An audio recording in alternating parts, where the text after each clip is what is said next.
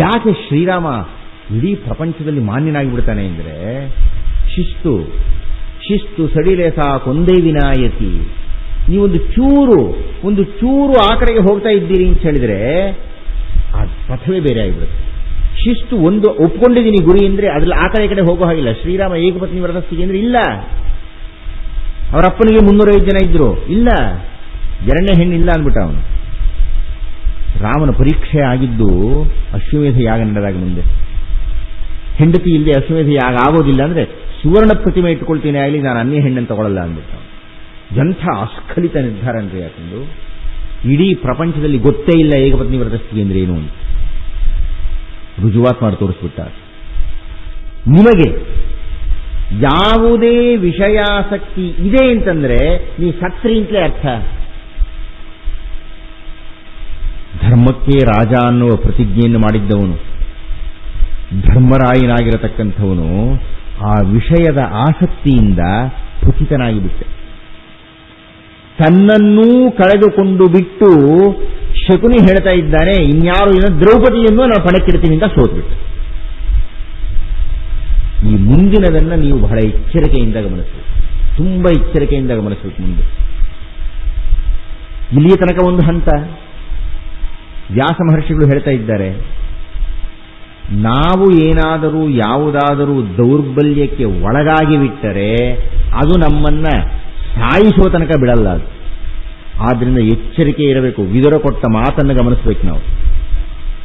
ನಾವು ಯಾವುದಾದ್ರು ಕೆಲಸವನ್ನು ಮಾಡಲಿಕ್ಕೆ ಹೋದಾಗ ಆ ವಿದುರ ಅನ್ನತಕ್ಕಂಥ ಅಂತರಾತ್ಮ, ವಿದುರ ಅಂದ್ರೆ ಧರ್ಮ, ಯಮಧರ್ಮರಾಯನ ಮಗ ಅವನು, ಯಮಧರ್ಮರಾಯನೇ ಅವನು. ಆ ವಿದುರನ ಬುದ್ಧಿ, ಆ ಅಂತರಾತ್ಮ ನಮಗೆ ಹೇಳುತ್ತೆ ಇದು ಮಾಡಬಾರದು, ಇದು ಮಾಡಬಹುದು ಅಂತ.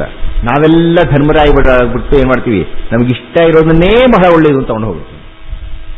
ನಮ್ಗೆ ಗೊತ್ತಾಗ್ತಾ ಇರ್ತದೆ, ದೊಡ್ಡವರು ಹೇಳ್ತಾ ಇರ್ತಾರೆ, ಅಪ್ಪ ಹೇಳ್ತಾ ಇರ್ತಾನೆ, ಅದು ಬೇಡ ಕಣಯ್ಯ ಹಾಗೆ ಮಾಡಬೇಡ ಅಂತ. ನಮ್ಮ ಅಪ್ಪಂಗೆ ಗೊತ್ತಿಲ್ಲದೆ ಮಾಡ್ತೀವಿ ನಾವು. ವಿದ್ಯಾರ್ಥಿಗಳಾಗಿದ್ದಾಗ ಪುಸ್ತಕದ ಮೇಲೆ ಬರೆದಿರುತ್ತೆ, ಇದನ್ನು ಓದಬೇಡಿ ಅಂತ. ಓದಬೇಡಿ ಅಂತಿದ್ದಾಗ ಎಲ್ಲರೂ ಇಲ್ಲದೆ ಯಾರು ನೋಡಿ ಓದೋ ಕೆಲಸ ಮಾಡ್ತೀವಿ ನಾವು. ನಮ್ಮ ಮನಸ್ಸು ಏನೋ ಕಾರಣ ಕೊಟ್ಬಿಡುತ್ತೆ ಅದಕ್ಕೆ. ನಾವೆಲ್ಲರೂ ಯಾವುದಾದರೂ ಒಂದು ತಪ್ಪನ್ನು ಮಾಡಲಿಕ್ಕೆ ಹೋದಾಗ ಯಾರಿಗೋ ಅಲ್ಲ, ನಮಗೇ ಮೊದಲು ಗೊತ್ತಾಗುತ್ತೆ ತಪ್ಪು ಅಂತ. ಆದ್ರೆ ನಾವೇನು ಮಾಡ್ತೀವಿ, ಇರ್ಲಿ ಬಿಡು ಒಂದ್ಸಲ ತಪ್ಪು ಮಾಡಿಬಿಡೋಣ ಅಂದ್ಬಿಡ್ತೀವಿ. ಏನೋ ಆಸೆ, ಏನೋ ಆಕರ್ಷಣೆ, ಏನೋ ಬಯಕೆ. ಒಂದು ಸಲ ನಾವು ತಪ್ಪು ಮಾಡಿದ್ರೆ ಎರಡನೇ ಸಲ ಇನ್ನೊಂದ್ಸಲ ಇರ್ಲಿ ಬಿಡು ಅಂತೀವಿ. ಹೀಗೆ 1000 ಸಲ ಆಗುತ್ತೆ. ಧರ್ಮರಾಯ ನತಶಿರನಾಗಿ ಕುಳಿತುಕೊಂಡಂತೆ ಆಗಿದೆ. ಧರ್ಮರಾಯನನ್ನೇ ಕೇಂದ್ರವಾಗಿ ದ್ಯೂತದಲ್ಲಿ ಆತನ ಪತನವನ್ನು ವ್ಯಾಸ ಮಹರ್ಷಿಗಳು ಚಿತ್ರಿಸಿರತಕ್ಕಂಥ ರೀತಿ ನಮಗೆ ಪಾಠ ಮಾಡತಕ್ಕದ್ದು. ನಾನು ಕಲಿಯಬೇಕಾದ್ದು, ನನಗೂ ನನ್ನ ಹೆಂಡತಿಗೂ ಒಂದು ವಿಷಯದಲ್ಲಿ ಬಹಳ ಘರ್ಷಣೆ ಇದೆ. ಅದೇನು ಸ್ವಾಮಿ ಇದು, ಇದೇನು ಆಡ್ತಾರಲ್ಲ, ಏನು ಹೇಳ್ತಾರೆ ಅದನ್ನ? ಅದು ನಂಗೆ ಆ ಪದ ಹೇಳೋಕೆ ಇಷ್ಟ ಇದೆ. ಅದು ನಮ್ಮ ಕನ್ನಡ ಭಾಷೆಯಲ್ಲ, ಹೈಂದವಿ ಸಂಸ್ಕೃತಿಯೂ ಅಲ್ಲ. ಬಹಳ ಜನ ಏನು ಹೇಳ್ತಾರೆ, ಅದು ಬುದ್ಧಿಮತ್ತೆಯನ್ನು ಜಾಸ್ತಿ ಮಾಡುತ್ತೆ, ಕುಶಾಗ್ರಮತಿತ್ವ ಇರುತ್ತೆ, ಆದ್ರಿಂದ ಅದನ್ನು ಆಡಬಹುದು ಅಂತ ನನ್ನ ಹೆಂಡತಿಯ ವಾದ. ನನ್ನ ವಾದ, ನನ್ನ ಮಗನಿಗೆ ಈ ಹೊತ್ತು ಏನಾದರೂ ಅದನ್ನು ಆರಂಭ ಮಾಡಿಸಿದೆ ಅಂತ ಇಟ್ಕೊಳ್ಳಿ, ಅದು ಅಲ್ಲಿಗೆ ನಿಲ್ಲುತ್ತೆ ಅಂತ ಯಾವ ಖಾಚಿತ್ಯ, ಇನ್ನೆಲ್ಲ ಹೋಗುತ್ತೋ ಅದು. ನಾನು ಆ ವಿದ್ಯೆಯನ್ನು ಕಲಿತು ಮನೆ ಹಾಳು ಮಾಡಿಕೊಂಡ್ರೆ 100 ಜನ ನೋಡ್ಬಿಟ್ಟಿದ್ದೀನಿ ನಾನು. ನೀವು ಒಳ್ಳೆ ದೃಷ್ಟಿಯಿಂದಲೇ ಆರಂಭ ಮಾಡ್ಕೊಳ್ಳಿ ನೀವು, ಆದರೆ ನಿಮ್ಮ ಕೈನಲ್ಲಿಲ್ಲ. ಒಂದ್ಸಲ ನೀವು ಒಂದು ಕೊಳ ಇದೆ ಸ್ವಾಮಿ, ಕೊಳ ಮೇಲೆ ಒಂದು ಕಲ್ಲು ಹಾಕ್ತೀರಿ, ಪುಟ್ಟ ಕಲ್ಲು ಹಾಕ್ತೀರಿ, ಆದ್ರೂ ತರಂಗಗಳನ್ನ ಎಬ್ಬಿಸ್ತಾ ಇರುತ್ತೆ. ಆ ತರಂಗಗಳ ಮೇಲೆ ನಮ್ಮ ಅಧಿಕಾರ ಇಲ್ಲ. ಕಲ್ಲು ಹಾಕದೇ ಇರುವಂತೆ ಇರಬೇಕು ನಾವು. ಹೀಗಾಗಿ ನನಗೆ ಅದು ಎಲ್ಲೋ ಒಂದು ಕೆಟ್ಟದ್ದು ಅಂತ ಕಾಣಿಸ್ತದೆ. ಇಲ್ಲ, ಆ ಕಡೆ ಇಲ್ಲಪ್ಪ, ನಂಗೆ ಬೇಡಪ್ಪ.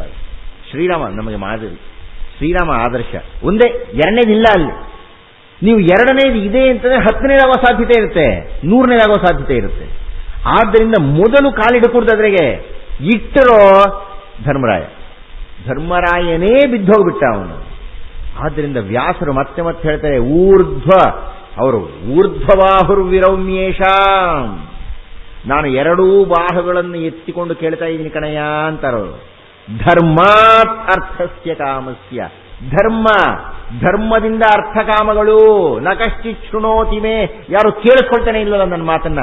ಸದ್ದಣ್ಣ ಧರ್ಮರಾಯನೇ ಕೇಳಿಸ್ಕೊಳ್ಳಿಲ್ಲ. ನಾವು ಕೇಳಿಸ್ಕೊಳ್ಳೋದು ಎಲ್ಲಿಗೆ ಬಂತು?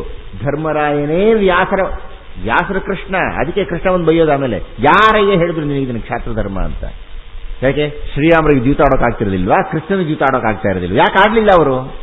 ಈ ಭಾಗ ಆಯ್ತು. ಇದು ಒಟ್ಟು ಅರ್ಥ ಹೇಳ್ತಾ ಇದೆ, ಯಾವುದೇ ಕಾರಣದಿಂದಲೂ ನಾವು ಒಂದು ಸಲ ಮಾದರಿಗೆ ಒಂದೇ ಒಂದು ಸಲ ಅಂತ ಶುರು ಮಾಡಿಕೊಡುದು. ಒಂದೇ ಒಂದು ಸಲ ಅನ್ನೋದು 1000 ಸಲ ಆಗ್ಬಿಟ್ಟು ಬಿದ್ದೋಗ್ಬಿಡ್ತೀವಿ ನಾವು. ಧರ್ಮರಾಯ ಪುಟ್ಟದ ಒಂದು 10,000 ರೂಪಾಯಿ ಅಂತ ಇಟ್ಟ, ಕೊನೆಗೆ ಹೆಂಡ್ತಿನೂ ಕಳ್ಕೊಂಡು ಈ ಘಟ್ಟ ಮುಗೀತು. ಈಗ ಪಾಂಡವರೆಲ್ಲ ಸೋತಿದ್ದಾರೆ ಅಂದರೆ ದುರ್ಯೋಧನನಿಗೆ ಅಡಿಯಾಳಾಗಿದ್ದಾರೆ, ದುರ್ಯೋಧನನಿಗೆ ಸೇವಕರಾಗಿದ್ದಾರೆ, ದುರ್ಯೋಧನನ ದಾಸರಾಗಿದ್ದಾರೆ, ದುರ್ಯೋಧನನ ಆಜ್ಞಾನುವರ್ತಿಗಳಾಗಿದ್ದಾರೆ, ದುರ್ಯೋಧನನ ಆದೇಶ ಪಾಲಕರಾಗಿದ್ದಾರೆ, ದುರ್ಯೋಧನ ಹೇಳಿದಂತೆ ಕೇಳಬೇಕಾಗಿದೆ. ಇದು ಪಾಂಡವರ ಸ್ಥಿತಿ. ಆಗ ದುರ್ಯೋಧನ ಹೇಳಿದ, ಈಗ ನೆನಪಿಸ್ಕೊಳ್ಳಿ, ದುರ್ಯೋಧನನ ಅಭಿಮಾನವನ್ನು ಕೆಣಕಿ ನಕ್ಕವಳು ದ್ರೌಪದಿ. ದುರ್ಯೋಧನ ಏನು ಬಹಳ ಒಳ್ಳೆಯವನಲ್ಲ, ಅವನ ಅವಕಾಶ ಸಿಕ್ಕರೆ ಬಿಡ್ತಾನೆ. ಈಗ ಅವನೊಬ್ಬ ಸೈನಿಕನಿಗೆ ಹೇಳಿದ, ಕುಂಚುಕಿಗೆ ಹೇಳಿದ, ಅವನು ಈ ವಾಕ್ಯಗಳನ್ನು ನಾವು ಅಧ್ಯಯನ ಮಾಡಬೇಕು, ಸುಮ್ಮನೆ ವಸ್ತ್ರಾಪಹರಣ ಅನ್ನೋಕೆ ಹೋಗಬಾರದು. ದುರ್ಯೋಧನ ತನ್ನ ಸೇವಕನಿಗೆ ಹೇಳಿದ, ಹೋಗು ದ್ರೌಪದಿಗೆ ಹೇಳು, ಈಗ ನೀನು ಅರಮನೆಯಲ್ಲಿ ಇರುವಂತಿಲ್ಲ, ನಿನ್ನ ಗಂಡ ನಿನ್ನನ್ನು ಸೋತು ಬಿಟ್ಟಿದ್ದಾನೆ, ದಾಸಿಯರ ಗೃಹಗಳಿದೆ, ಸೇವಕರು ಇರೋ ಜಾಗಕ್ಕೆ ಹೋಗಿ ವಾಸ ಮಾಡು ಅಂತ ಹೇಳವಳಿಗೆ ಎಂದ. ಸಭೆಗೆ ಬಾ ಅಂತ ಕರೆಯಲಿಲ್ಲ. ಜ್ಞಾಪಕ ಇಟ್ಕೋಬೇಕು ನೀವು ಇದನ್ನ. ನಿನ್ನ ಗಂಡ ಸೋತಿದ್ದಾನೆ, ದಾಸಿಯಾಗಿ ಬಿಟ್ಟಿದ್ದೀಯೇ, ಈಗ ನೀನು ಅರಮನೆಯಲ್ಲಿ ಇರುವಂತಿಲ್ಲ, ಹೋಗಿ ದಾಸರು ಎಲ್ಲಿ ಬದುಕತಾ ಇದ್ದಾರೋ ಅಲ್ಲಿರು. ಈಗ ಪ್ರಧಾನಮಂತ್ರಿ ಆಗಿರಬಹುದ್ರಿ, 5 ವರ್ಷ ಆಗೋಯ್ತು, ಪ್ರಧಾನಮಂತ್ರಿ ಎಲ್ಲ, ಪ್ರಧಾನಮಂತ್ರಿ ಕೊಟ್ಟಿರತಕ್ಕಂಥ ಮನೆ ಬಿಡಬೇಕವರು. ಬಿಡದೇ ಇದ್ರೆ ಕಾನೂನು ಏನು ಕ್ರಮ ತಗೊಳುತ್ತೋ ತಗೊಳ್ಳೋದು. ಗುಲ್ಜಾರಿಲಾಲ್ ನಂದ ಭಾರತ ಕಂಡಂಥ ಮಹಾಸ್ವಚ್ಛ ಪ್ರಧಾನಮಂತ್ರಿ ಆತ. ಎಂಥ ಪರಿಶುದ್ಧ ಪ್ರಧಾನಮಂತ್ರಿ ಅಂದ್ರೆ, ಪ್ರಧಾನಮಂತ್ರಿಯಾಗಿ ಇಳಿದ ಮೇಲೆ ಸ್ವಂತ ಮನೆ ಇಲ್ಲ ಆತನಿಗೆ. ನಮ್ಮ ಎಲ್ಲ ಮಂತ್ರಿಗಳು ಕೋಟಿ ಸ್ವಂತ ಮನೆ ಇಲ್ಲ ಆತನಿಗೆ. ಬಾಡಿಗೆ ಮನೆಯಲ್ಲಿದ್ರೆ ಬಾಡಿಗೆ ಕಟ್ಟೋಕೆ ಆಗೋದಿಲ್ಲ ಅಂತ ಹೋಗಿ ಆತನ ಮನೆಯಿಂದ ಕಿತ್ತಾಕ್ತಾರೆ ಹೊರಗಡೆಗೆ. ನಮ್ಮ ಭಾರತದಲ್ಲಿ ಗುಲ್ಜಾರಿಲಾಲ್ ನಂದಾಗೆ. ಕಡಿದಾಳ್ ಮಂಜಪ್ಪ ನಮ್ಮ ಕರ್ನಾಟಕದ ಮುಖ್ಯಮಂತ್ರಿ ಆಗಿದ್ದ ಮನುಷ್ಯ. ಮುಖ್ಯಮಂತ್ರಿ ಪದ ಆದಮೇಲೆ ಕಾನೂನು ಪುಸ್ತಕಗಳು ಇಟ್ಕೊಂಡು ಉಚ್ಚ ನ್ಯಾಯಾಲಯಕ್ಕೆ ವಕೀಲಿಕೆ ನಡೆಸಲಿಕ್ಕೆ ಬರ್ತಾರೆ ಅವರು. ನಮ್ಮ ಮಂತ್ರಿಗಳೆಲ್ಲ ಶಾಸಕರನ್ನು ನೋಡಿ ಒಂದು ಸಲ ಶಾಸಕ ಆಗಿಬಿಟ್ರೆ ಮುಗಿದೋಯ್ತು, ಆತನ ಮರಿಮಗನ ತನಕ ಸಂಪತ್ತಿರುತ್ತೆ. ನಮ್ಮಲ್ಲಿ ಎಲ್ಲ ಪಕ್ಷದ ಎಲ್ಲ ಶಾಸಕರ ಹಣೆ ಬರಹೂ ಇಷ್ಟೇ, ಯಾರು ಒಂದು ಪಕ್ಷದವರಲ್ಲ. ಅದು ನಿಯಮ. ದುರ್ಯೋಧನ ಹೇಳ್ತಾ ಇದ್ದಾನೆ, ಅವಳಿಗೆ ಅಧಿಕಾರ ಮುಗಿದಿದೆ, ಈಗ ಅವಳಿಗೆ ರಾಣಿಯಲ್ಲ, ಸೇವಕರ ಮನೆಗೆ ಹೋಗ್ಲಿ. ಅವನು ಬಂದು ಹೇಳಿದ ಪ್ರತಿಹಾರಿ. ದ್ರೌಪದಿ ಹೇಳಿ, ಏನಯ್ಯ ಹೀಗೆ ಹೇಳ್ತಾ ಇದೀಯ, ಆ ಧರ್ಮರಾಯ ಇನ್ನೇನು ಇರಲಿಲ್ವ ಪಣಕ್ಕಿಡೋದಕ್ಕೆ, ನನ್ನ ಇಡೋದು? ಇಲ್ಲಮ್ಮ, ಎಲ್ಲ ಇಟ್ಟು ಕಳ್ಕೊಂಡ, ಆಮೇಲೆ ನಿನ್ನಿಟ್ಟು. ಅವಳು ವಾಪಸ್ ಹೇಳಿದ್ಲು, ಹಾಗಾದ್ರೆ ಹೋಗಿ ಆ ಜೂಜುಕೋರನ್ನು ಕೇಳು ಅಂತಾಳೆ. ಧರ್ಮರಾಯನ ಅನ್ನೋದ್ರ ಬದಲು ಆ ಜೂಜುಕೋರನ್ನು ಹೋಗಿ ಕೇಳು, ನನ್ನನ್ನು ಪಣವಾಗಿ ಇಟ್ಟು ನಾನು ಸೋತ ಮೇಲೆ ಅವನು ಸೋತನೋ, ಅವನು ಸೋತ ಮೇಲೆ ನನ್ನನ್ನು ಪಣವಾಗಿಟ್ನೋ ಅಂತ ಕೇಳ್ಕೊಂಡ್ ಬಾ. ಎಲ್ಲಿ ಗೊತ್ತೇ ಇದೆ ನಮಗೆ, ಅವನು ಸೋತ ಮೇಲೆ ಅವನು ಪಣವಾಗಿಟ್ಟಿದ್ದು. ದ್ರೌಪದಿ ಉದ್ದೇಶಪೂರ್ವಕವಾಗಿ ಆ ಪ್ರಶ್ನೆಯನ್ನು ಹೇಳಿ ಕಳಿಸ್ತಾನೆ.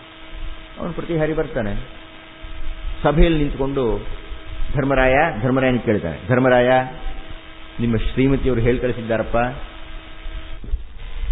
ನೀನು ಸೋತ ಮೇಲೆ ಆಕೆಯನ್ನು ಸೋತೆಯೋ, ಆಕೆಯನ್ನು ಸೋತ ಮೇಲೆ ನೀನು ಸೋತೆಯೋ ಅನ್ನೋ ಪ್ರಶ್ನೆಗೆ ಉತ್ತರ ಕೊಡು. ಈ ಪ್ರಶ್ನೆ ಮಹಾತೀಕ್ಷ್ಣವಾದ ಪ್ರಶ್ನೆ ಇದು. ಆ ಪ್ರಶ್ನೆಗೆ ಯಾವ ಉತ್ತರ ಕೊಟ್ಟರೂ ಧರ್ಮರಾಯ ಸಿಕ್ಕಾಕೊಂಡ್ಬಿಡ್ತಾನೆ. ಹೂ ಅಂದ್ರೂ ಕಷ್ಟವೇ. ನಾ ಹೇಳ್ತೀನಿ ಆಮೇಲೆ ಅದರ ರಹಸ್ಯ ಏನು ಅಂತ. ಧರ್ಮರಾಯನಿಗೆ ನೇರವಾಗಿ ಪ್ರಶ್ನೆ ಕೇಳ್ತಾ ಇದ್ದಾನೆ. ಒಂದು ದ್ರೌಪದಿ ಹೇಳಿ ಕಳಿಸಿದ್ದಾಳೆ, ನೀನು ಸೋತ ಮೇಲೆ ಅವಳನ್ನು ಸೋತೆಯೋ, ಅವಳನ್ನು ಸೋತ ಮೇಲೆ ನೀನು ಸೋತೆಯೋ, ಉತ್ತರ ಹೇಳು. ನೇರ ಉತ್ತರ ಹೇಳಬೇಕು. ಅವನು ಹೇಳ್ತಾನೆ ಅಂತ ಕೂತಿದ್ದಾನೆ. ಉತ್ತರವೇ ಇಲ್ಲ ಧರ್ಮರಾಯನಿಂದ. ಉತ್ತರ ಕೊಟ್ಟರೆ ಸತ್ತ ಅವನು. ವಾಪಸ್ ಹೋಗಿ ಹೇಳಿದೆ, ನಿಮ್ಮ ಯಜಮಾನರು ಏನು ಮಾತಾಡ್ತಾ ಇಲ್ಲಮ್ಮ, ಸುಮ್ಮನೆ ಕೂತ್ಕೊಂಡಿದ್ದಾರೆ. ದುರ್ಯೋಧನ ಗುಡುಗಿ ಕಳಿಸಿದ, ಅವನು ಹೇಳು, ಸೇವಕರ ಮನೆಗೆ ಹೋಗು ಅಂತ ಹೇಳು. ಅಷ್ಟು ಹೊತ್ತಿಗೆ ಧರ್ಮರಾಯನ ಆಪ್ತ ವ್ಯಕ್ತಿಯೊಬ್ಬನು ಬಂದು ದ್ರೌಪದಿಗೆ ಒಂದು ಸಲಹೆಯನ್ನು ಕೊಡ್ತಾನೆ. ಆ ಸಲಹೆಗೆ ಅನುಗುಣವಾಗಿ ದ್ರೌಪದಿ ಮುಂದಿನ ಕಾರ್ಯಕ್ರಮ ಏರ್ಪಡಿಸ್ತಾಳೆ. ಆ ಸಲಹೆ ಏನು ಅನ್ನುವುದನ್ನು ಈ ಉಪನ್ಯಾಸ ಕೊನೆಯಲ್ಲಿ ಹೇಳ್ತೀನಿ ನಾನು, ನಿಮಗೆ ಸ್ವಲ್ಪ ಕುತೂಹಲ ಇರಲಿ. ಯಾಕೆಂದರೆ ಮುಂದೆ ಏನೇನೋ ಕಾರ್ಯಕ್ರಮಗಳಾಗುತ್ತೆ. ಇವಾಗ ಆ ಎಲ್ಲ ಕಾರ್ಯಕ್ರಮಗಳ ಮೂಲ ಧಾತು ಆ ಧರ್ಮರಾಯ ಹೇಳಿ ಕಳಿಸಿದಂಥ ಸಂದೇಶ ದ್ರೌಪದಿ. ಅವಳು ಹೇಳ್ತಾಳೆ, ನಾನು ಸೇವಕರು ಇರತಕ್ಕಂಥ ಜಾಗಕ್ಕೆ ಹೋಗೋದಿಲ್ಲ, ಆ ಸಭೆಗೆ ಹೋಗಿ ಕೇಳು, ಸಭಾಸದರನ್ನು ಕೇಳಿ ಹೋಗ್ಬಿಟ್ಟು ನನ್ನನ್ನು ಮೊದಲು ಸೋತ್ನೋ ಅವನು ಮೊದಲು ಸೋತ್ನೋ ಕೇಳ್ಕೊಂಡ ಸಭಾಸದರನ್ನ. ಯಾರನ್ನು ಕೇಳೋದೇನಿದೆ ರೀ, ಗೊತ್ತಿರೋ ವಿಷಯ ಅದು. ಇವನು ಹೋದ, ಕೇಳ್ದ ಸಭಾಸದರನ್ನ, ಯಾರೂ ಉತ್ತರ ಕೊಡಲಿಲ್ಲ. ವಿದುರ ತಲೆ ಕೆಟ್ಕೊಂಡು ಕೂತ್ಕೊಳ್ತಾ ಇದ್ದಾನೆ. ವಿದುರ ನೋಡಿ ನನಗೆ ಮಹದಾಶ್ಚರ್ಯ ಅಂದರೆ, ಮಹಾಜ್ಞಾನಿಯವನು. ಆ ಇಡೀ ಸಭಾಪರ್ವದ ಆ ಇಡೀ ಅಕ್ಷಗ್ರಹದಲ್ಲಿ ಇಡೀ ದ್ಯೂತವಾಡದಾಗ ದುರ್ಯೋಧನನ್ ಬೈತಾ ಇದ್ದಾನೆ, ಶಕುನಿ ಮೋಸ ಮಾಡಿದ ಅಂತ ಇದ್ದಾನೆ, ಧೃತರಾಷ್ಟ್ರನ ಬೈತಾ ಇದ್ದಾನೆ. ಅಲ್ಲಿ ಒಂದು ಸಲವಾದರೂ ಧರ್ಮರಾಯ ನೀನು ಮಾಡಿದ ತಪ್ಪು ಕಣಯ ಅಂದಿಲ್ಲ. ಅನ್ನಬೇಕಾಗಿತ್ತು. ಆ ದ್ಯೂತ ಬಂದ, ಹೇಳ್ದ. ಹೀಗೆ ಯಾಕೆ ಸಭಾಸದನ್ನು ಕೇಳ್ತಾ ಇದ್ದಾಳೆ. ದುರ್ಯೋಧನ ಸಿಟ್ಟತ್ ಹೇಳ್ದ, ಅಯ್ಯೋ ರಾಮ ಅಂತ ಅವನೆಲ್ಲಂದ. ಆ ದ್ರೌಪದಿ ಹೇಳು, ಅವಳಿಗೇನೋ ಸಂದೇಹ ಇದ್ರೆ ಬಂದಿಲ್ಲೇ ಕೇಳ್ಕೊ ಅನ್ನು. ಈ ಘಟ್ಟದಲ್ಲಿ ದ್ರೌಪದಿ ಸಭಾಭವನಕ್ಕೆ ಬರಬೇಕಾದ ಸಂದರ್ಭ ಬರುತ್ತೆಯೇ ವಿನಃ ಅಲ್ಲಿಯ ತನಕ ದುರ್ಯೋಧನ ಅವಳನ್ನು ಬಾ ಅಂತ ಹೇಳಿಲ್ಲ. ಜ್ಞಾಪಕ ಇಟ್ಕೋಬೇಕು ನಾವು. ದುರ್ಯೋಧನ ಅಯೋಗ್ಯ, ಅವನು ಮುಟ್ಟಾಳ, ಆದರೆ ಅವನು ಬಹುದೊಡ್ಡ ತಾರ್ಕಿಕ, ಬಹಳ ದೊಡ್ಡ ನ್ಯಾಯವಾದಿ ಅವನು. ಅವನು ಮಾತನಾಡ್ತಾ ಇರತಕ್ಕಂಥಲ್ಲಿ ನೀವು ತಪ್ಪು ಹುಡುಕೋಕೆ ಸಾಧ್ಯ ಇಲ್ಲ. ಅಯ್ಯೋ ಅಷ್ಟು ಕೇಳ್ತಾ ಇದ್ದಾಳೆ ನೀ, ಅವಳು ಉತ್ತರ ಕೊಡ್ತಾ ಇಲ್ಲ. ಉತ್ತರ ಧರ್ಮರಾಯ ಕೊಡಬೇಕು, ಸುಮ್ಮನೆ ಕೂತ್ಕೊಂಡಿದ್ದಾನೆ. ಅವನು ಬಂದು ಕೇಳುವನು ಸಭೆಯಲ್ಲಿ ಅಂದ. ಅವನಿಗೆ ದ್ರೌಪದಿ ಮಹಾರಾಣಿಯಾಗಿದ್ದಿಷ್ಟು ದಿವಸ, ಅಥವಾ ಆ ಸೇವಕನ ದೃಷ್ಟಿಗೆ ಅವಳು ಈಗಲೂ ಮಹಾರಾಣಿನೇ. ಅವಳನ್ನು ಹೇಗೆ ಸಭೆಗೆ ಬಾ ಅಂತ ಕರೆಯೋದು? ಅವಳು ನಿಯಮನ ಮಾಡ್ತಾ ಇದ್ಲು ಇಂಥ ಸಾವಿರಾರು ಮಂದಿಯನ್ನ. ಈಗ ಅವನು ಹೋಗಿ ಕರೆಯೋಕಾಗ್ತಾ ಬರ್ಬೇಕಂತ ಬಾಯಿಲಿ ಅಂತಂತ ಸ್ವಲ್ಪ ಅವನು ಸುಮ್ಮನೆ ನಿಂತ್ಕೊಂಡ ಹೆದರ್ಕೊಂಡು. ಆಗ ದುರ್ಯೋಧನದ ದುಶ್ಯಾಸನ ಹೋಗಿ ನಿಮ್ಮ ಅತ್ತಿಗೆ ಹೇಳು ಬಾಯಿಲಿ ಅಂತ. ಏನೋ ಅವಳಿಗೆ ಸಂದೇಹ ಇದೆಯಂತೆ, ಬಂದು ಕೇಳ್ಕೊಂಡು ಹೋಗಿ. ದುರ್ಯೋಧನಿಗೆ ಏನೋ ಅನುಕಂಪೆ ಅನ್ನಿಸ್ಲಿಲ್ಲ ಇವಾಗ, ಯಾಕೆಂದ್ರೆ ಅವಳು ಅವಮಾನ ಮಾಡಿಬಿಟ್ಟಿದ್ದಾಳೆ. ಅದೇ ಸಭೆಯಲ್ಲಿ ಅವಮಾನ ಮಾಡಿದ್ದಾಳೆ, ಸಭೆಯ ನೆವದಲ್ಲಿ ಅವಮಾನ ಮಾಡಿದ್ದಾಳೆ. ಅಂಥ ಮತ್ತೊಂದು ಸಭೆಗೆ ದುರ್ಯೋಧನ ಕರೆಸ್ತಾ ಇದ್ದಾನೆ, ಗೆದ್ದಿದ್ದಾನೆ ಅವನು. ದುಶ್ಯಾಸನ ಹೋಗಿ ದ್ರೌಪದಿಗೆ ಹೇಳಿದ, ಅದೇನೋ ನಿಮಗೆ ಸಂದೇಹ ಇದೆಯಂತೆ, ಬಂದು ಕೇಳ್ಕೋ ಸಭೆಯಲ್ಲಿ ಅಂತ. ಗಮನ ಇಡಿ, ಮತ್ತೆ ಮತ್ತೆ ಈ ಅಂಶವನ್ನು ಗಮನ ಇಡಬೇಕು. ಸಭೆಗೆ ಬಂದು ಕೇಳು ಅಂತ ದುಶ್ಯಾಸನ ಹೇಳಿದ. ಈ ದ್ರೌಪದಿ ಎಲ್ಲಿಗೆ ಬರಬೇಕು? ಅವಳ ಪ್ರಶ್ನೆ ಅವಳದು. ಯಜಮಾನರು ಉತ್ತರ ಕೊಡ್ತಾ ಇಲ್ಲ, ಯಜಮಾನರ ಸಭೆಯಲ್ಲಿ ಇದ್ದಾರೆ. ಈಗ ಸಭೆಗೆ ಬಂದು ಕೇಳು ಅಂತ ದುರ್ಯೋಧನ ಹೇಳಿ ಕಳಿಸ್ದ. ದ್ರೌಪದಿ ಎಲ್ಲಿಗೆ ಬರಬೇಕು? ಸಭೆಗೆ ಬರಬೇಕು. ಅವಳೇನು ಮಾಡಲು ಗೊತ್ತಾ? ಸಭೆಗೆ ಬರಲಿಲ್ಲ, ಧೃತರಾಷ್ಟ್ರನ ಮಂದಿರಕ್ಕೆ ಓಡೋದ್ಲು. ದುಶ್ಯಾಸನ ಸಭೆಗೆ ಬರ ಅಂತ ಹೇಳಿದ್ದಾನೆ, ಸಭೆಗೆ ಬರದೆ ಇನ್ನೆಲ್ಲೋ ಓಡ್ ಹೋಗ್ತಾ ಇದ್ದಾಳೆ. ಹೋಗಲು ಹಿಡ್ಕೊಂಡ. ದುಶ್ಯಾಸನ ದ್ರೌಪದಿಯ ಕೇಶಕ್ಕೆ ಕೈ ಹಾಕಿದ. ಇದರೊಳ್ ಶ್ವೇತಾತಪತ್ರ ಸ್ಥೈತ ದಶ ದಿಶಾ ಮಂಡಲಂ ರಾಜ್ಯ ಚಕ್ರಂ ಪೂದಿದಳ್ಕಾಡಿತ್ತು. ಏನು ಪಂಪ ಒದ್ದಾಡಿಬಿಡ್ತಾನೆ ಅವಾಗ. ಅವಳು ಮುಡಿಗೆ ಕೈ ಹಾಕಿದ ದುಶ್ಯಾಸನ. ರಾಜಸೂಯ ಯಾಗ ದ್ರವ್ಯದಲ್ಲಿ ನೆನೆದಿರತಕ್ಕಂಥ ಕೇಶಕ್ಕೆ ಕೈ ಹಾಕಿ ಎಳಕೊಂಡು ಬರ್ತಾ ಇದ್ದಾನೆ. ಸಿಡಿಲ ಪೊಟ್ಟಣ ಕಟ್ಟಿ ಸುಡುವರೆ ಅಂತಾನೆ ಕುಮಾರವ್ಯಾಸ. ಹಲ್ಲು ನೋವಾಗ್ಬಿಟ್ಟಿದೆ ಸ್ವಾಮಿ ನಿಮಗೆ, ಹಲ್ಲು ನೋವಾಗಿದೆ ಅಂತಂತ ಹೇಳಿ ಉಪ್ಪಿನ ಶಾಖ ಕೊಡಬೇಕು. ಸಿಡಿಲಿನ ಪೊಟ್ಟ ಕಟ್ಟು ಶಾಖ ಕೊಡೋಕ್ಕಾಗತ್ತೆ, ಸುಟ್ಟೋಗ್ಬಿಡ್ತದೆ ಅವಡೆ. ಹೆಡ ತಲೆ, ಹಾವಿನ ಹೆಡೆತನ ತಲೆ ತುರಿಸ್ಕೊಳ್ಳೋಕ್ಕಾಗತ್ತೆ, ಕಚ್ಚುತ್ತೆ ಇದು. ಆ ಕೇಶ ಪಾಶಕ್ಕೆ ದುಶ್ಯಾಸನ ಕೈ ಹಾಕಿಬಿಟ್ನಂತೆ, ಎಳ್ಕೊಂಡು ಹೋದನಂತೆ ಅವಳನ್ನು. ದಯಮಾಡಿ ಗಮನಿಸಿ, ಹೀಗೆ ಎಳೆದುಕೊಂಡು ಹೋಗಿದ್ದು ದ್ರೌಪದಿಗೆ ಇಷ್ಟ ಇತ್ತು. ನಾವು ಊಹಿಸಿಕೊಳ್ಳೋಕ್ಕಾಗಲ್ಲ ಈ ವಿಷಯವನ್ನು. ಸಭೆಗೆ ದುಶ್ಯಾಸನ ಅವಳನ್ನು ಎಳ್ಕೊಂಡು ಹೋಗಬೇಕಾಯ್ತು. ಹೀಗೆ ನಾನು ಉಪನ್ಯಾಸಕನಾಗಿದ್ದಾಗ ನಮ್ಮ ಸಹೋಪನ್ಯಾಸಕಿ ಒಬ್ಬಾಕೆ ಇದ್ರು, ಹಿಂದಿ ಉಪಾಧ್ಯಾಯಿನಿಯಾಗಿ. ಬಹಳ ಸರಳವಾದ ಪ್ರಕರಣ ನೋಡಿ, ತಕ್ಷಣ ದುಶ್ಯಾಸನ ನೆನಪಾಗುತ್ತೆ. ಅವರು ಪಾಠ ಮುಗಿಸಿದ್ದಾರೆ, ಮುಗಿಸಿ ಹೋಗ್ತಾ ಇದ್ದಾರೆ. ಆಕೆಯ ಸೆರಗು ಆ ಬಾಗಿಲಿನ ಚಿಲಕಕ್ಕೆ ಸಿಕ್ಕಾಕೊಂಡಿದೆ. ಆಕೆ ಹಿಂದ್ಗಡೆ ಚೋಡ್ರೆ ಅಂತಿದ್ದಾಳೆ. ಈ ಹುಡುಗರೆಲ್ಲ ಪಕಡ್ರೆ ಅಂತಿದ್ದಾರೆ. ಅದು ಹುಡುಗ ಬುದ್ಧಿ, ದುಶ್ಯಾಸನದ ಅಷ್ಟೇನೆ. ಅವಳು ಬಿಡು ಅಂತಿದ್ದಾಳೆ, ಹಿಡ್ಕೊಂಡ ಅವನು ಹೋಗಿ. ದ್ರೌಪದಿಯನ್ನು ಎಳಕೊಂಡು ಬಂದಿದ್ದಾನೆ. ಎಳಕೊಂಡು ಬಂದು ಅಲ್ಲಿ ಸಭೆಯಲ್ಲಿ ಬಿಟ್ಟ. ದುರ್ಯೋಧನ ಹೇಳಿದ, ಅದೇನು ಕೇಳ್ತೀವಿ, ಕೇಳ್ಕೊ ನಿಮ್ಮ ಯಜಮಾನರನ್ನ. ಏನೋ ನಿನಗೆ ಸಂದೇಹ ಇದೆಯಲ್ಲ, ಧರ್ಮರಾಯನ್ ಕೇಳ್ಕೊ. ದ್ರೌಪದಿ ಧರ್ಮರಾಯನನ್ನು ಬಿಟ್ಟು ಮಿಕ್ಕೆಲ್ಲರನ್ನೂ ಕೇಳ್ತಾಳೆ. ದುಶ್ಯಾಸನ ಅಲ್ಲ, ಧೃತರಾಷ್ಟ್ರ ಮಾವ, ಇದು ನ್ಯಾಯವೇ? ಭೀಷ್ಮಾಚಾರ್ಯರೇ, ಎಷ್ಟು ದೊಡ್ಡವರಿದ್ದೀರಿ ಇಲ್ಲಿ ಕೂತ್ಕೊಂಡು, ಇದು ನ್ಯಾಯವೇ? ವಿದುರ, ನೀವು ಹೇಳಿ ಸ್ವಾಮಿ, ಇದು ನ್ಯಾಯವೇ? ಅರೆ, ನ್ಯಾಯವೋ ಅಲ್ವೋ ಅಂತ ಯಾರನ್ನೀ ಹೇಳಬೇಕು? ಎಲ್ಲರನ್ನೂ ಕೇಳ್ತಾಳು. ನನ್ನನ್ನು ಸೋತಿದ್ದು ನ್ಯಾಯವೇ? ಮೊದಲು ಧರ್ಮರಾಯ ಸೋತನೋ, ಮೊದಲು ನನ್ನನ್ನು ಸೋತನೋ? ಎಲ್ಲರೂ ನೋಡಿದ್ದಾರೆ. ಯಾರು ಉತ್ತರ ಹೇಳಬೇಕು ಇದಕ್ಕೆ? ಇದು ನ್ಯಾಯವೇ, ಇದು ಧರ್ಮವೇ ಅಂತ ಕೇಳ್ತಾ ಇದ್ದಾಳಲ್ಲ, ಯಾರು ಉತ್ತರ ಹೇಳಬೇಕು? ಯಾರು ಹೇಳಬೇಕು? ಭೀಷ್ಮಾಚಾರ್ಯರು ಎದ್ದು ನಿಂತ್ಕೊಂಡು ಹೇಳಿದರು, ಅಳಬೇಡಮ್ಮ ನೀನು ಸುಮ್ಮನೆ, ನಮಗೆಲ್ಲ ನೋವಾಗ್ತಾ ಇದೆ. ನೋವಾಗುವುದು ಬೇರೆ. ಯಾವುದೋ ಪಾಪ ಒಬ್ಬ ಹೆಣ್ಣನ್ನು ಎಳ್ಕೊಂಡು ಬಂದು ಸಭೆಯಲ್ಲಿ ನಿಲ್ಲಿಸಿ ಮುಡಿಯನ್ನು ಹಿಡಿದು ಎಳ್ತಾ ಇದ್ದಾಗ ಯಾರಿಗೂ ನೋವಾಗಲ್ಲ? ಯಾರಿಗಾದರೂ ಸಂಕಟ ಆಗುತ್ತೆ. ಆದರೆ ಬಹಳ ದೊಡ್ಡ ಧರ್ಮ ಸೂಕ್ಷ್ಮ ಇದು. ನಿನ್ನ ಪ್ರಶ್ನೆಗೆ, ಭೀಷ್ಮಾಚಾರ್ಯರ ಮಾತು, ನಿನ್ನ ಪ್ರಶ್ನೆಗೆ ಇದಮಿತ್ತಂ ಅಂತ ಉತ್ತರ ಹೇಳೋಕೆ ನನಗಾಗೋದಿಲ್ಲ. ಯಾಕೆ ಅಂದರೆ ನಿನ್ನನ್ನು ಸೋತಿರುವವನು ನಿನ್ನ ಗಂಡ ಧರ್ಮರಾಯ.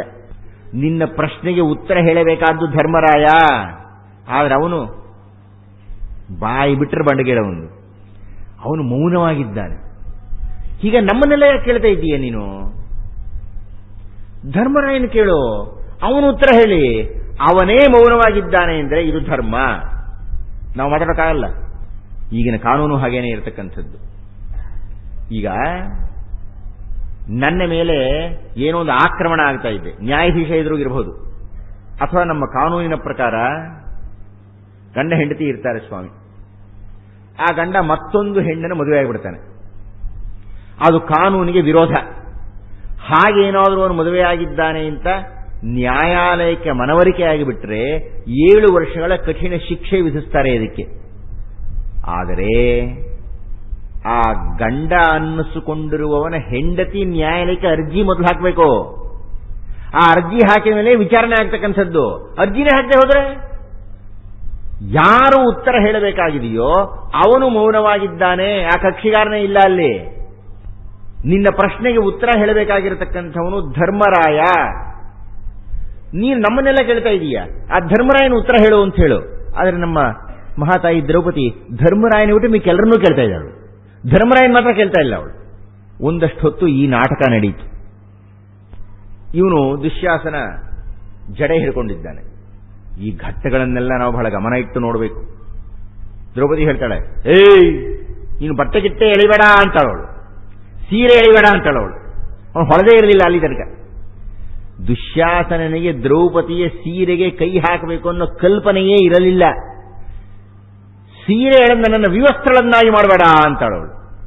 ಅವನು ಕರ್ಣ ಕಾಯ್ತಾ ಇರ್ತಾನೆ. ನನ್ನ ಕರ್ಣ ಹೇಳ್ತಾನೆ, ಈ ಘಟ್ಟವೂ ನೋಡ್ಬೇಕು ನಾವು. ಸೇವಕರವರೆಲ್ಲ ಪಾಂಡವರಿಗೆ ಹೇಳು, ವಸ್ತ್ರಗಳನ್ನು ಕಿತ್ತಾಕು ಅಂತ ಹೇಳು, ಆ ದ್ರೌಪದಿಗೆ ವಸ್ತ್ರ ಕಿತ್ತಾಕು ಅಂತ ಹೇಳು. ಇದು ಆವತ್ತಿನ ಕಾನೂನ ಹೌದಾ ಅಲ್ವಾ ನನಗೆ ಗೊತ್ತಿಲ್ಲ. ಆದರೆ ಈ ಪಾಂಡವರು ಕೊಟ್ಟ ಪ್ರತಿಕ್ರಿಯೆಯ ಮೂಲಕ ಅದು ಕಾನೂನು ಇರಬೇಕು ಅಂದ್ಕೊಳ್ತೀನಿ ನಾನು. ಸೇವಕರ ಹಾಗಿರಬೇಕಾಗಿಲ್ವೇನೋ ಅಂತ. ಏನು, ಯಾವಾಗ ಕರ್ಣ ಇವರೆಲ್ಲ ಸೇವಕರಾಗಿದ್ದಾರೆ, ಅವರ ಉತ್ತರಿಗಳನ್ನು ಕಿತ್ತಾಕು ಅಂತ ಹೇಳ್ತಿದ್ದಾಗೇನೆ ಧರ್ಮರಾಯ ಭೀಮ ಎಲ್ಲ ತಮ್ಮ ಮೇಲಿನ ಶಲ್ಯಗಳನ್ನು ಕಿತ್ತಾಕ್ತಾರೆ ಆ ಕಡೆಗೆ. ಅಂದ್ರೆ ದುರ್ಯೋಧನ ಹೇಳಿದಕ್ಕೆ ಇವರೆಲ್ಲ ಒಪ್ಪಿಕೊಂಡ್ರು. ದುಶ್ಯಾಸನ ಅವಳ ಸೀರೆಗೆ ಕೈ ಹಾಕ್ತಾನೆ, ಎಳಿತಾನೆ. ಇಲ್ಲಿಯ ತನಕ ದುರ್ಯೋಧನ ಸ್ವಲ್ಪ ತಾರ್ಕಿಕವಾಗಿದ್ದ ಸರಿ. ಆದರೆ ಈ ಘಟ್ಟ ಇದೆಯಲ್ಲ, ಹೆಣ್ಣಿಗೆ ಮಾನಭಂಗ ಮಾಡತಕ್ಕ ಘಟ್ಟ, ಇದು ಅಕ್ಷಮ್ಯವಾಗಿದೆ.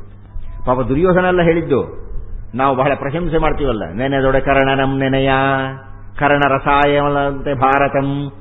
ಕರ್ಣ ಮಹಾ ದೊಡ್ಡ ಕರ್ಣ, ದಾನ ವೀರ ಶೂರ ಕರ್ಣ ಹೇಳ್ತೀವ. ಆ ಕರ್ಣ ಕೊಟ್ಟ ಸಲಹೆ ದುಶ್ಯಾಸನಿಗೆ ಅವಳು ಸೀರೆ ಎಳಿ.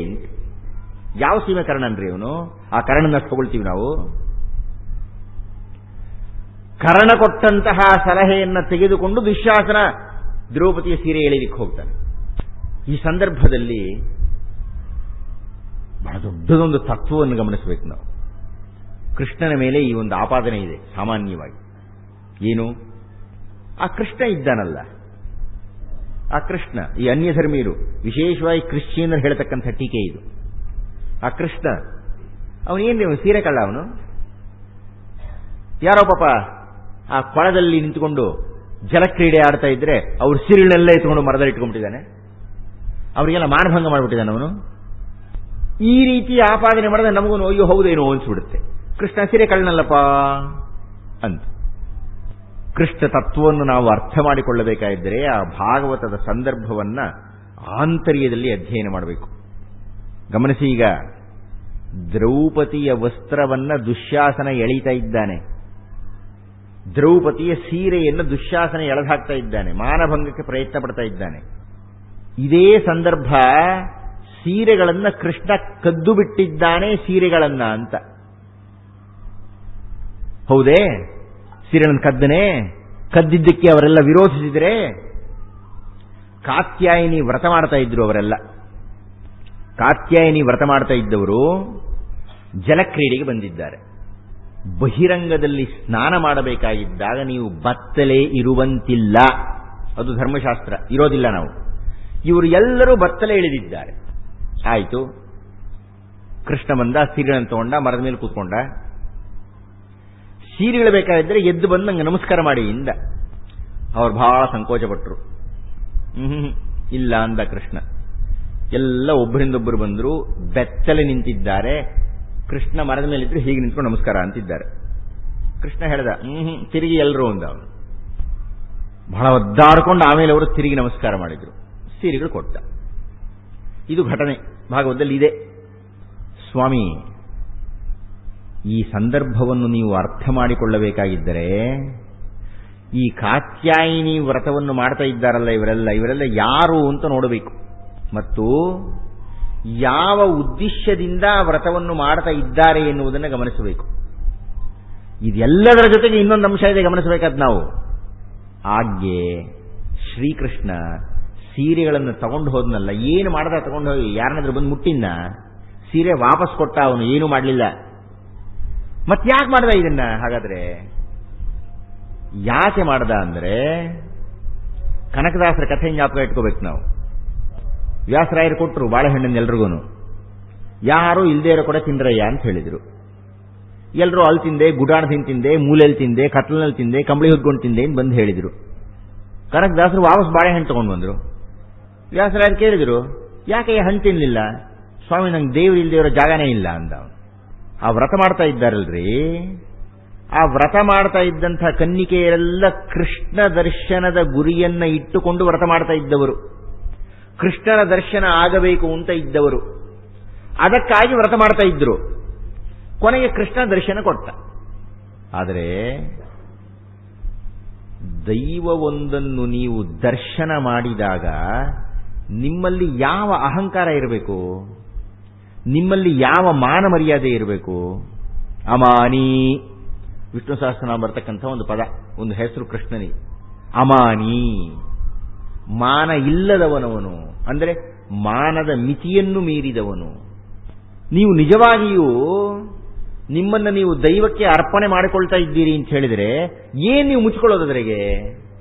ಗೋಪಾಲಕೃಷ್ಣ ಅಡಿಗರು ಒಂದು ಕಡೆ ಬರೀತಾರೆ ಈ ಮಾತನ್ನ, ತೆಗೆದುಕೋ ಈ ವಸ್ತ್ರ ವಿಲಾಪ, ಈ ಪ್ಯಾಂಟು, ಈ ಶರಟು, ಈ ಭಗ್ರ ಜೋಪಡಿಯು ನಿನ್ನದೇ, ಬತ್ತಲಾಗದೆ ಬಯಲು ಸಿಕ್ಕದಿಲ್ಲಿ. ಬಯಲು ಸಿಗಬೇಕಾದ್ರೆ, ಮುಕ್ತಿ ಸಿಗಬೇಕಾದ್ರೆ ನಾವು ಮನಸ್ಸಿನಲ್ಲಿ ಬತ್ತಲಾಗಿ ಬಿಡಬೇಕು. ಅಕ್ಕ ಮಹಾದೇವಿ ಬತ್ತಲಾಗಿದ್ದಾಳೆ ಅಂದ್ರೆ ಆ ಅರ್ಥದಲ್ಲಿ ಅರ್ಥ ಮಾಡಿಕೊಳ್ಳಬೇಕು ನಾವು. ಕೃಷ್ಣ ಪರೀಕ್ಷೆ ಮಾಡ್ತಾ ಇದ್ದಾನೆ, ನಿಜವಾಗಿಯೂ ನೀವು ನಿರಹಂಕಾರಿಗಳೋ? ನೀವು ನಿಜವಾಗಿಯೂ ಮಾನ ಮರ್ಯಾದೆಗಳನ್ನು ಮೀರಿದವರೋ? ನಿಜವಾಗಿಯೂ ನಿಮಗೆ ಕೃಷ್ಣಾರ್ಪಣ ಬುದ್ಧಿಯುಂಟೋ? ನಿಜವಾಗಿಯೂ ನೀವು ನಿಮ್ಮನ್ನು ದೈವಕ್ಕೆ ಅರ್ಪಣೆ ಮಾಡಿಕೊಂಡಿದ್ದೀರೋ? ಅದರಲ್ಲಿ ಅರಬರ ಇದಾಗೋದಿಲ್ಲ, 100ಕ್ಕೆ 100ರಷ್ಟಿರಬೇಕು. ಹಿಂದೆ ಮುಂದೆ ನಮಸ್ಕಾರ ಮಾಡಿದ್ರಲ್ಲ ಅದಕ್ಕೆ ತಿರುಗು ಒಂದ ಅವನು. ನಿಜವಾಗಿಯೂ ನೀವು ನಿಮ್ಮ ಮಿತಿಯನ್ನು ಮೀರಿದ್ದೀರೋ? ಅವರು ತಿರುಗಿದ್ರು, ನಮಸ್ಕಾರ ಮಾಡಿದ್ರು, ಸರಿ ತಗೊಳ್ಳಿ ಇದು ವಾಪಸ್ ಕೊಟ್ಟ, ಅಷ್ಟೇ ಮುಗಿದೇ ಹೋಯ್ತು. ಏನ್ ಮಾಡ್ದ ಕೃಷ್ಣ?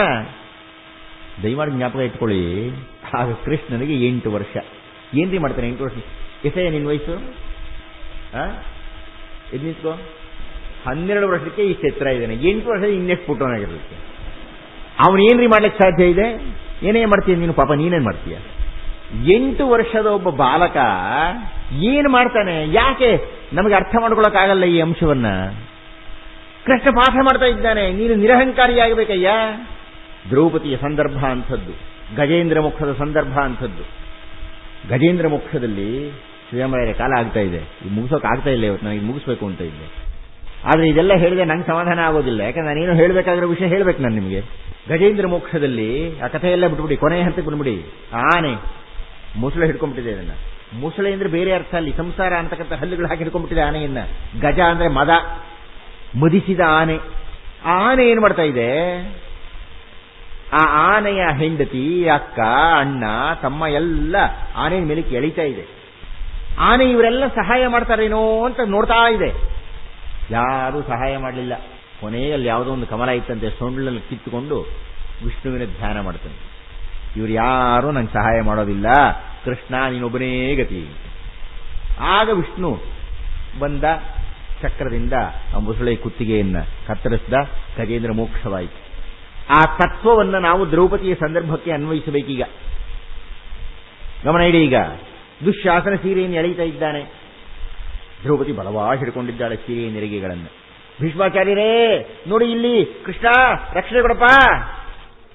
ಕೃಷ್ಣ ರುಕ್ಮಿಣಿಯ ಜೊತೆಗೆ ಅವನು ಪಗಡೆ ಆಡ್ತಾ ಇದ್ದಾನಂತಲ್ಲಿ ಹೆಂಡತಿ ಜೊತೆಗೆ. ದ್ರೌಪದಿ ಕೂಗ್ತಾ ಇರೋದು ಕೇಳಿಸ್ತಾ ಇದೆ ಇವನಿಗೆ.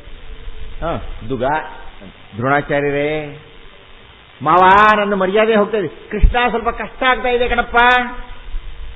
ಈಗ ನಿಮ್ಮ ಪಾಡ ಇವನು ಆಟ ಆಡ್ತಾ ಇದ್ದ. ದುಶ್ಯಾಸನ ಇದನ್ನೆಲ್ಲ ಮಾಡ್ತಾ ಇದ್ದಾಗ ಧರ್ಮರಾಯ ಹೇಗಿದ್ದ?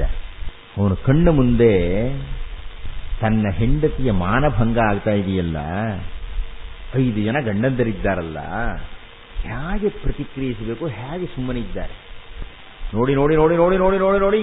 ಭೀಮನಿಗೆ ತಟ್ಕೊಳ್ಳೋಕ್ಕಾಗಲಿಲ್ಲ.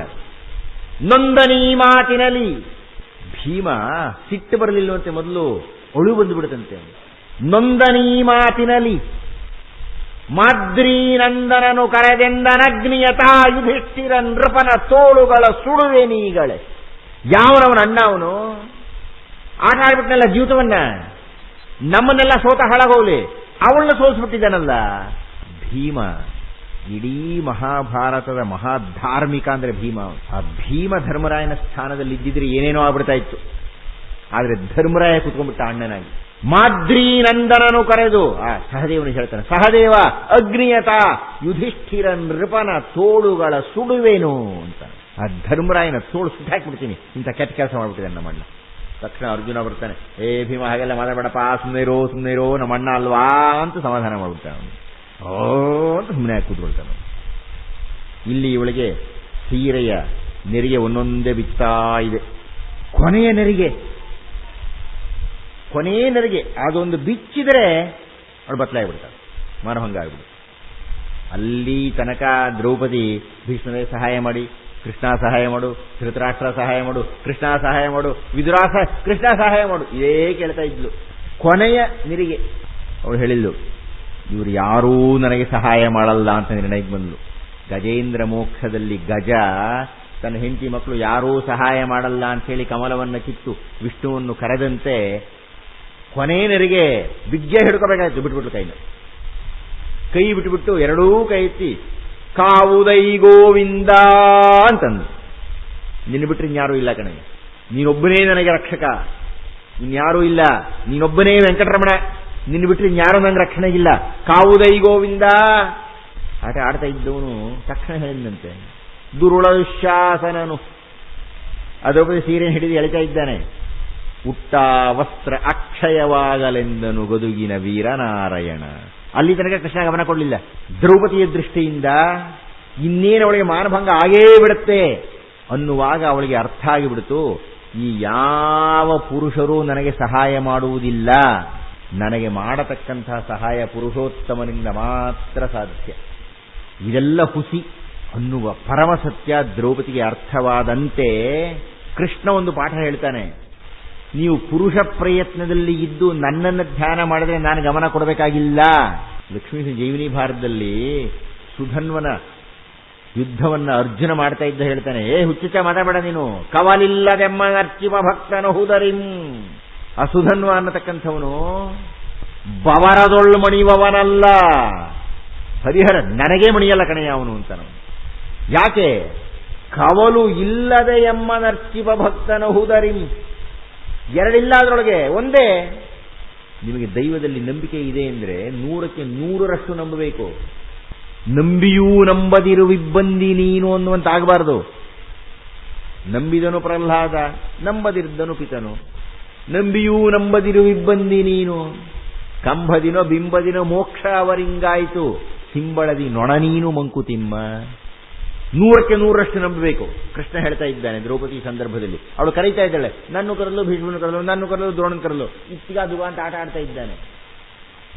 ಯಾವಾಗ ನೀನೊಬ್ಬನೇ ಗತಿ ಅಂತ ಕೃಷ್ಣನಿಗೆ ಮೊರೆ ಹೊಕ್ಕೊಳ್ಳೋ ತಕ್ಷಣ ಉಟ್ಟ ವಸ್ತ್ರ ಅಕ್ಷಯವಾಗಲೆಂದನು ಗದುಗಿನ ವೀರನಾರಾಯಣ. ದುಶ್ಯಾಸನ ಎಳೆದು ಎಳೆದು ಎಳೆದು ಎಳೆದು ಸೀರೆಗಳ ರಾಶಿಯನ್ನು ಹಾಕಿ ತೋಳು ಸೋತೋಯ್ತು. ಅವಳು ಸೀರೆ ಅಕ್ಷಯವಾಗ್ತಾ ಹೋಯ್ತು. ಆತ್ಮೀಯರೇ, ನಾನಿವತ್ತು ಸಭಾ ಪರ್ವವನ್ನು ಮುಗಿಸೋಣ ಅಂತ ಇದ್ದೆ, ಆಗ್ತಾ ಇಲ್ಲ. ನಾಳೆ ಮುಗಿಸಿ ಸ್ವಲ್ಪ ಮುಂದಕ್ಕೆ ಹೋಗೋಕ್ಕಾಗುತ್ತೇನೋ ನೋಡೋಣ ಅಂತ ಹೇಳ್ತಾ ಇಂದಿನ ಉಪನ್ಯಾಸವನ್ನು ಮುಕ್ತಾಯ ಮಾಡ್ತಾ ಇದ್ದೇನೆ. ಈ ಉಪನ್ಯಾಸ ಮುಕ್ತಾಯದ ಕೊನೆಯ ವಾಕ್ಯವಾಗಿ ಹೇಳ್ತಾ ಇದ್ದೇನೆ, ನಮಗೆ ದೈವದಲ್ಲಿ ನಂಬಿಕೆ ಇದ್ದ ಪಕ್ಷದಲ್ಲಿ ಅದು ಕವಲಿಲ್ಲದ ಭಕ್ತಿಯಾಗಬೇಕು. 100ಕ್ಕೆ 100ರಷ್ಟೂ ನಂಬುವ ಭಕ್ತಿಯಾಗಬೇಕು, ದೃಢ ಭಕ್ತಿಯಾಗಬೇಕು. ಚೂರು ನಮ್ಮದೇನೋ ಪೌರುಷ ಇದೆ ಅಂತ ಅನ್ನಬಾರದು ನಾವು. ಇಷ್ಟನ್ನು ಹೇಳಿ ನನ್ನ ಮಾತುಗಳನ್ನು ಮುಗಿಸ್ತಾ ಇದ್ದೇನೆ. ವಂದನೆಗಳು.